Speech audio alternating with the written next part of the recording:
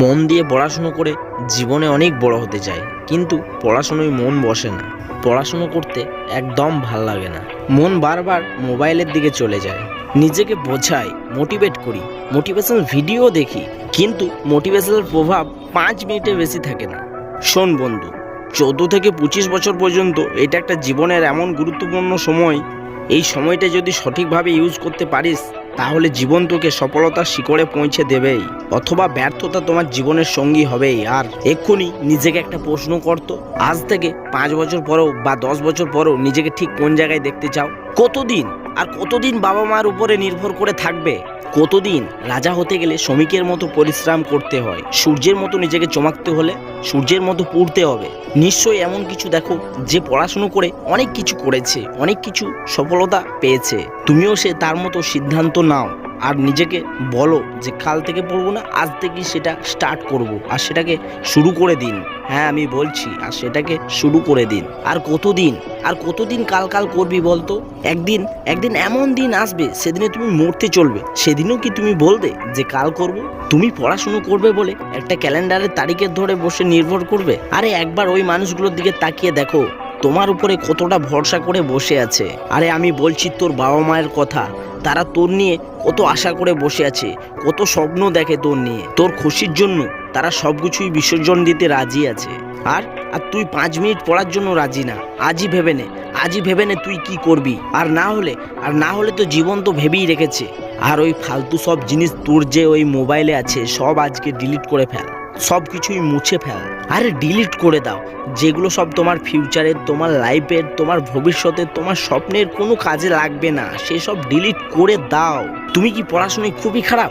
আরে না, তুমি পড়াশুনো করতে চাও, কিন্তু পড়াশুনো করতে পারছো না। আর পারছো না এই কারণে তুমি ওইটাকে ভালোবাসছো না, তুমি চেষ্টা করছো না। যেই জিনিসটাকে ভালোবাসবে সেই জিনিসটা তোমার করতে একটুকুনো বোরিং লাগবে না, এটা আমি গ্যারেন্টি দিচ্ছি। তাই বন্ধু, যে জিনিসটা তোমার ভবিষ্যৎ গড়ে তুলবে সেই জিনিসটাকে তুমি ভালোবেসে কাজটা করো। হ্যাঁ, আমি বলছি, সেই জিনিসটাকে তুমি ভালোবেসে কাজটা করো। তুমি যদি 2 মিনিট পড়তে পারো, তাহলে তুমি 20 মিনিটও পারবে। আর যদি 20 মিনিটও পারো, তাহলে তুমি 2 ঘন্টাও পড়তে পারবে। একটুকু চেষ্টা করে দেখো।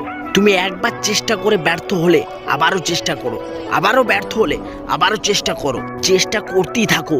যতবার ব্যর্থ হবে ততবারই চেষ্টা করো। বারবার যদি চেষ্টা করার পরেও তুমি যদি হেরে যাও, তাহলে মনে রাখবে পৃথিবীর 90% লোকের চেয়েও তুমি এগিয়ে আছো। কারণ বাকি 90% মানুষ চেষ্টা করার আগেই হার মেনে নেয়।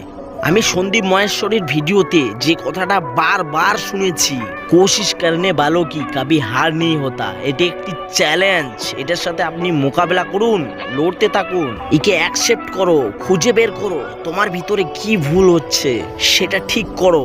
একটা কথা মাথার মধ্যে ঢুকিয়ে নাও, জীবনে কখনোই যদি ব্যর্থ হও, তাহলে তুমি ময়দান ছেড়ে কখনোই পালিও না। আরে তোমার পড়ে যাওয়াটা তো কয়েকজন দেখেছে, তোমার উঠে দাঁড়ানোটা যেন গোটা দুনিয়া দেখে। পড়াশুনো করতে না ভালো লাগলেও পড়াশুনো করো, নিজের জন্য করো, নিজের শত্রুর জন্য করো, তবু তুমি করো। বাবা মায়ের জন্য করো, ওদের একমাত্র ভরসা তুমি।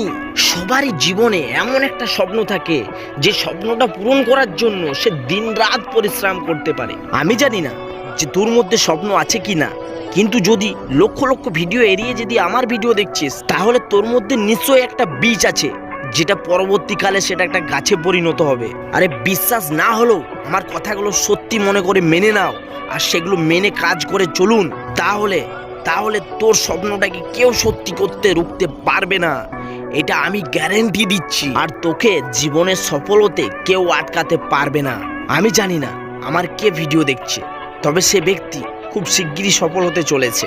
আর এরকম আরও মোটিভেশনাল ভিডিও দেখার জন্য চ্যানেলটাকে সাবস্ক্রাইব করে থাকো।